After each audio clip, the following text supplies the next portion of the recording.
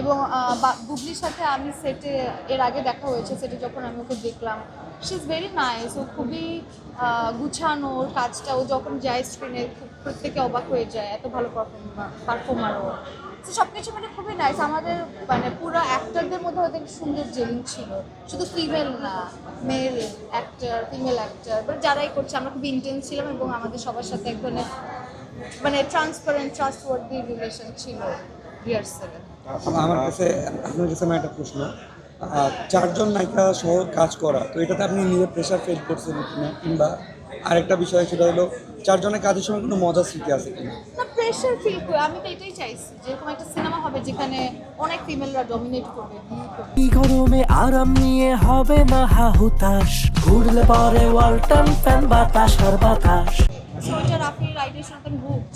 এবং এই চ্যালেঞ্জ কি, আমার তো পার্সোনালি আমি ফিমেল এনার্জি অনেক পছন্দ করি। আমি তো ফিমেল ক্রিয়েটিভ এনার্জির সাথে কাজ করতে চাই, সেটা অ্যাক্টিং হোক, রাইটিং হোক, যে কোনো আর্ট ফর্মে, যে কোনো কিছুতে আমি চাই কাজ করুক। আমার খুব ভালো লাগে ফিমেল এনার্জি। আমি আমার দেশে যত ভালো অ্যাক্ট্রেস আছে প্রত্যেকের সাথে স্ক্রিন শেয়ার করতে চাই। ডিরেক্টররা প্লিজ কাস্ট করুন আমাদেরকে, এরকম গল্প আপনারা ভাবুন যেখানে অনেক কিছু করা যায়। সো ওইটাই আমার কাছে কোনো টেনশন তো না, বরঞ্চ আমি এটা আমার কাছে অনেক ইমোশনাল প্রজেক্ট। যদি আজকে প্রেশারটা মানুষ এই যে ডে বাই ডে পছন্দ করছে, এটা তো আমার যে ভিশন বা আমার যে চাওয়া সেটা পূরণের কাছাকাছি আপনারা হয়ে যাচ্ছে। সো এটা আমার জন্য খুবই আনন্দের।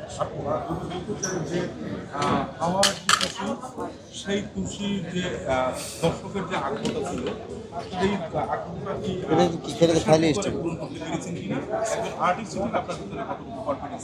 সেটা আমি জানি, এটা এখন মাত্র 3 দিন আজকে সিনেমা চলছে, এটা আরো বোঝা যাবে আরো পরে।